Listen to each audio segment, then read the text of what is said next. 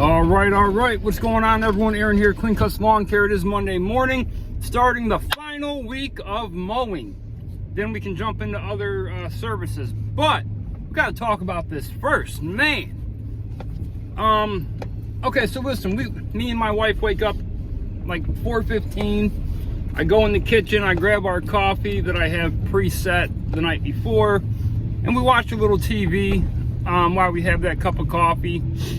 Something on YouTube normally, and then we'll get up and start getting ready. So we're getting ready. I'm in the dining room getting our lunch boxes together. She's in the bedroom, and she calls me in there, and there's a video playing, and she goes, look at this, same thing we went through, a few years ago. So there's a fella on there. He is from Michigan, solo operator, pretty similar to myself, and he's doing his final mows this coming week and collections this coming week. So I sit down on the bed and I'm just watching a little. I didn't watch the whole thing, but I got the gist of it. So he collects at the last week of the month, just like me, but he's on a per service basis.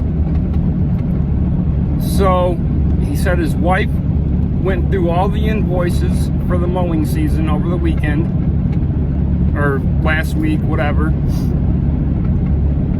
and so many of the invoices are incomplete. And what I mean by incomplete is, instead of having 4 mows, so many of them only had 2. So many of them only had 3. Just an example. Okay, let's say it's a $50 mow. We'll use 50 for even numbers. And we'll use my county that has 8% sales tax. Instead of it being $200 for the month of mowing and a total of $216 for the sales tax, so many of them was $100 for the mowing, $108 for the sales tax, or $150 for the mowing, $162 for the sales tax. So many of them did not have 4 mows on them. And the reason for that, because he was allowing the customers to dictate his service. Oh, don't come this week, skip this week. I've talked about this a lot because I think it's important. And I told you guys at the end of my second season, I don't know why I decided to do it. I got all my invoices and I went through because they were all dated. You could tell when a week was skipped. Now, the weird thing about mine was, okay, on his, he collects every time at the end of the month. So there might only be 3 services. Mine always had 4 because I always collected on the 4th service. Even if there was a skipped week, I didn't collect on the end of the month. I would collect on the 4th service. So mine was a little bit harder to do because I had to go and check the dates and see when there was a date skipped. So when I added up all the skip mows for that year, I said it before, it made me sick. There was thousands of dollars left on the table. So he said his wife went through all the invoices. He didn't give a number. I can imagine because I know roughly, okay? And what he said was, because he does snow removal residentially, but he's also charging per service. He said if he had that money going into the winter, the money that was left, he would be going into winter in a much, much better situation. So I can only imagine what that total is. This has to stop. Okay? When you put a customer on your schedule for mowing, now certain areas they mow almost all year, maybe only 1 month off. For me, it's 7 months, okay? And I'm going to assume Michigan is the same. When I put a customer on my mowing schedule, there is a minimum amount of money that I have to bring in from that spot, a minimum. And that's like the smallest, littlest yards. And then obviously the price would go up depending on, you know, the work is needed at the property. Size of the yard, trimming and edging. No more corner lots. I don't care. I don't take corner lots no more. I only have the one for that, the guy who flips houses. I dropped the other ones. So, I mean, man, this dude was like in a real depressed state. And I'm certain that his October collections are going to be very similar, right? I'm sure there's a bunch of missing mows for his October collections, just like, you know, the rest of the year. So I think people get nervous about telling customers we're going to be charging you for the month or for a year price, but you shouldn't. Listen, you paid all the money for your trucks. You paid all the money for your trailer. You paid all the money for your equipment.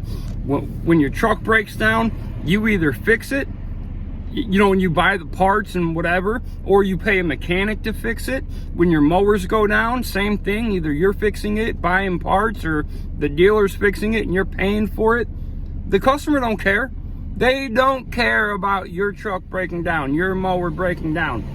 They just want their service done, and they want to be able to dictate to you when you're going to do it.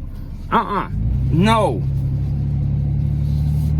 You have to set a monthly price at least, which has to equal a certain amount for the year, for them however many months. Car just got, I don't know, he's not pulling him over. I don't know what he's doing.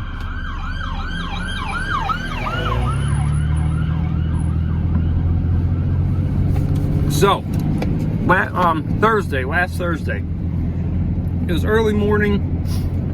I was putting an ad up on Nextdoor. You know how people put on there, looking for lawn care in this city and maybe this and that. I never respond or comment on those because 20 other people comment. Oh, me and so can help you out. You know, and it's so many.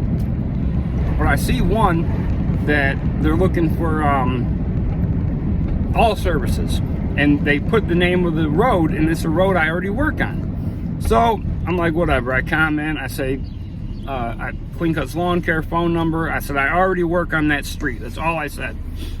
I'm heading to the shop, and I get a phone call, and it's that person, older lady.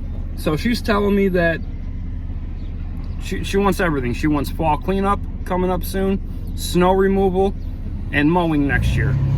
So she gives me the address. I pull it up. I pretty much already knew the prices, and I give her the prices. So she tells me that, what the hell's going on here? She tells me that she spoke with another company yesterday, a big company. She told me the name. They're right in my area. They quoted her a price for mowing for the year and snow removal, and it's one price.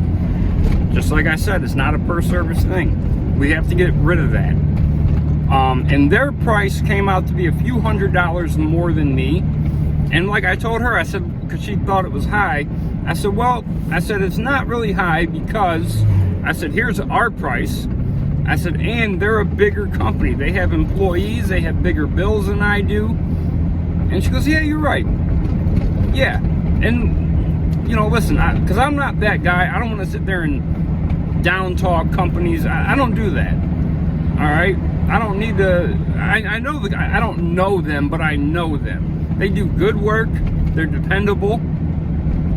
But they are a little bit shady. So, they're a couple $100s more than me. However, the fall cleanup price for her property, the fall cleanup's about $280 for full service. It's like an hour and a half to 2 hour job. They quoted her $455. But again, they have more employees. They're probably going to send a few people there, you know. So, and I explained that to her. I said, remember, I said, it's more than likely going to be just me coming to do your fall cleanup. I said, they might have 3 employees they send out there. I said, so, you know, and she's like, yeah, you're right. The one thing that I thought was kind of shady, well, for one, you have to sign a contract, which I don't blame them there, because companies are tired of dealing with this bullshit. The contract states how much you're going to pay for the year, broken down into the month. And you have to get mowing and snow removal. It has to be both. They don't do that, I want mowing but not snow. It's both. Which, again, they have employees to take care of. They have bills to pay. I understand why they want both. So, I don't think you have to do leaf cleanup or whatever, but maybe you do. I don't know. But she didn't say that. One thing that I thought was a little shady was that it says right in the contract that they start mowing weekly in the spring, and then as summer approaches, at their discretion, they can move you to bi-weekly, but the price doesn't change. Now that, I think, is a little bit shady. If you're gonna move someone to bi-weekly, and I'm not talking about you got rained out a week or whatever, if you are moving someone to a scheduled bi-weekly, the price should reflect it, okay? I'm not saying it needs to be a huge discount, but it should not be the same as weekly. And I'm not saying just tack on another $10. No, it should be more, but it shouldn't be the same as weekly. But apparently it's in their contract, and if you sign it, it is what it is. So at least the way she was explaining it to me, that's, you know, how it came across. So she did not sign the contract. She sent in a deposit, but she said that she don't care if she don't get the deposit back, so be it. She's not signing the contract, and she did go with us.